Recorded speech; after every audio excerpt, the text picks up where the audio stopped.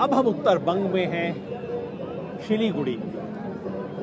उत्तर बंग का commercial centre है सिलीगुड़ी, और उत्तर बंगाल का ये जो इलाका है, आप यूं समझिए, राजनैतिक न्याय, आर्थिक न्याय और सामाजिक न्याय तीनों की दृष्टि से अन्याय का जो शिकार रहा है वो इलाका है। इसलिए भारत जोड़ो न्याय यात्रा अगर यहाँ न्याय का संदेश लेके आती है तो बहुत महत्वपूर्ण संदेश है।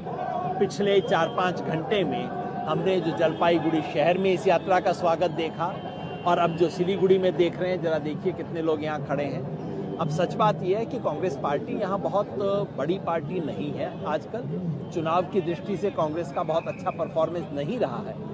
उसके बावजूद जनता जिस खुले मन से यहाँ आई है, देखने के लिए, जुड़ने के लिए, नई उम्मीद को लेके, नए बदलाव की उम्मीद देखते हुए जनता आई है। इसमें से ज़रूर तमाशबीन भी होंगे, ज़रूर केवल क्यूरोसिटी के लिए लोग भी आए होंगे, लेकिन बहुत लोग हैं जो कि कुछ एक बदलाव की, देश के स्तर पे बदलाव की उम्मीद लेके आए हैं। ऐसा दृश्य हमने केवल यही नहीं, ऐसा दृश्य हमने सभी जगह देखा, और उसी दृश्य को देखते हुए हम यहाँ पे आज आ रहे हैं। उत्तर बंगाल एक अद्भुत इलाका है इस देश का।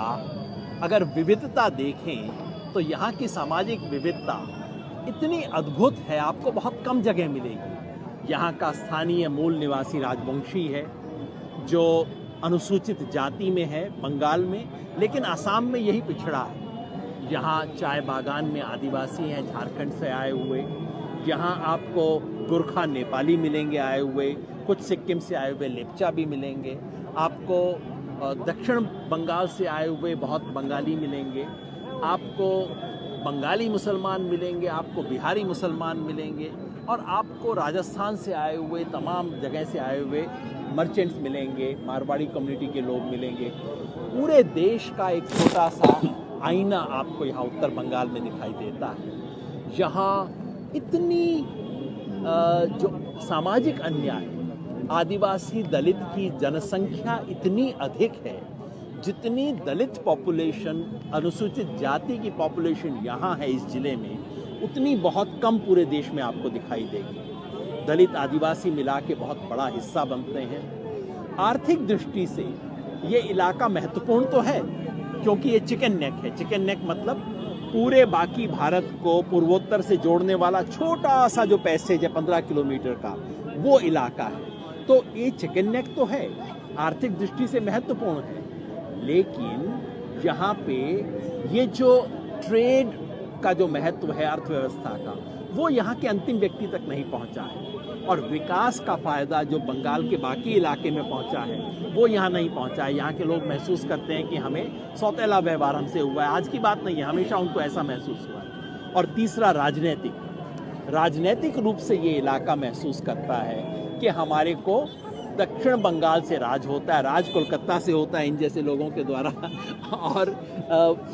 और सारा कुछ उत्तर बंगाल पे थोपा जाता है। ऐसा उत्तर बंगाल के लोगों की मान्यता रही है। यहाँ बहुत पहले से स्वायत्तता की मांग रही है। जैसे मैंने कहा, मैं इस इलाके में पिछले 25 साल में बहुत बार आया हूँ। यहाँ के स्वायत्तता के आंदोलन जो थे उनसे जुड़े, यहाँ दलित आदिवासी तपसीली जाति के जो आंदोलन थे उनसे जुड़े, उसके पुराने साथी हैं दिनेश दा। यहाँ पे एक संगठन हुआ करता था, उत्तर बंगो तफसीली आदिवासी संगठन, उपजास। उस संगठन से जुड़े, फिर हम दोनों एक साथ समाजवादी जन परिषद में भी थे। और यहाँ के एक बहुत बड़े नेता थे जिनको यहाँ शहर के लोग भी नहीं जानते होंगे, जुगल किशोर राय भी, जिन्होंने यहाँ के राजवंशी समाज को एक व्यापक समाजवादी आंदोलन से जोड़ा। उनके नेतृत्व में हम सब लोगों ने काम किया था। तब मैं यहाँ बहुत बार आया करता था, यहाँ के गाँव में घूमता था। उसी आंदोलन से दिनेश दा है। हमारे साथ शंभू भाई हैं। शंभू भाई जो कि यहाँ के फिर दलित समाज से हैं, लेकिन इस ज़िले से नहीं हैं, आप पड़ोस के ज़िले से, उत्तर दिनाजपुर से हैं। ये सब आए थे राहुल गांधी से आज चर्चा करने के लिए उत्तर बंगाल की स्थिति के बारे में। और हमारे साथ रेणुका सिंह जी। सिंह यहाँ पे सामान्यतः राजवंशी समाज के लोग लिखते हैं। दिनेश सिंह, रेणुका सिंह, जो यहाँ का सबसे बड़ा समाज है, लेकिन यहाँ की प्रगति से बाहर है, तरह से सारा विकास जो है उससे बाहर रहा है ये आंदोलन। कवि राजवंशी समाज के बारे में दोबारा आपको बताऊंगा, क्योंकि ये बहुत कम देश के अनुसूचित जाति समुदाय हैं जो कि ज़मीन के मालिक हैं लेकिन पिछड़ेपन का शिकार है। और हमारे साथ हैं अवीक साहा जो कि जय किसान आंदोलन के राष्ट्रीय अध्यक्ष हैं और जो संयुक्त किसान मोर्चा की केंद्रीय समिति है उसके सदस्य हैं, स्वराज इंडिया के जनरल सेक्रेटरी भी रहे हैं। अवीक भाई, जब उत्तर बंगाल में यात्रा आती है तो इसका क्या महत्व समझा जाए ये यात्रा, और क्या संदेश बाकी देश को उत्तर बंगाल से मिल सकता है? दो बातें योगेन जी, ये जो जनसलाब है अनप्रेसिडेंटेड सपोर्ट है।